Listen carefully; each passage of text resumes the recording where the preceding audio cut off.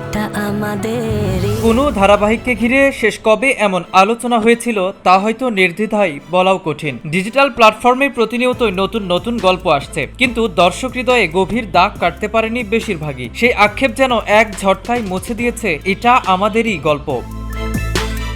৮০-৯০-এর দশকে কোথাও কেউ নেই, আজ রবিবার, বহুব্রীহি এসব দিনরাত্রির মতো ধারাবাহিক দর্শক মনে ঝড় তুলেছিল। এরপর দীর্ঘ সময় পারিবারিক সম্পর্ক, আবেগ আর বাস্তব জীবনের টানাপোড়েন নিয়ে তেমন আলোচিত কোনো ধারাবাহিক দেখা যায়নি। কাজল আরিফিন অমির ব্যাচেলর পয়েন্ট নির্দিষ্ট এক শ্রেণীর দর্শককে টেনেছিল ঠিকই, তবে সম্পর্কের গভীরতা আর পারিবারিক আবেগের জায়গায় এসে সবকিছুকে ছাপিয়ে গেছে এটা আমাদেরই গল্প।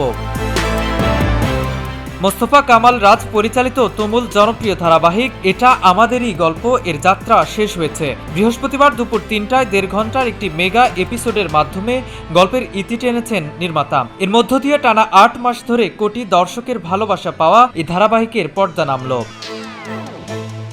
শেষ পর্ব প্রকাশের পর আবেগ আপ্লুত হয়ে পড়েছেন ধারাবাহিকটির শিল্পী, কলা কুশলীরা। সামাজিক মাধ্যমে একের পর এক স্মৃতিমাখা বার্তা দিচ্ছেন তারা, পিছিয়ে নেই দর্শকরাও। নেটিজেনদের পোস্ট, মন্তব্য আর অনুভূতিতে স্পষ্ট, সময়ের অন্যতম হৃদয় ছোঁয়া এই ধারাবাহিকের চরিত্রগুলোকে সহজে ভুলতে পারবে না কেউ। ভালোবাসা, অভিমান, পারিবারিক বন্ধন, সম্পর্কের টানাপোড়েন, দ্বন্দ্ব, আবেগ আর মমতাবোধের গল্পে নির্মিত এটা আমাদেরই গল্প শুধু একটি ধারাবাহিক হয়ে ওঠেনি, হয়ে উঠেছে অসংখ্য দর্শকের নিজেদের জীবনের প্রতিচ্ছবি।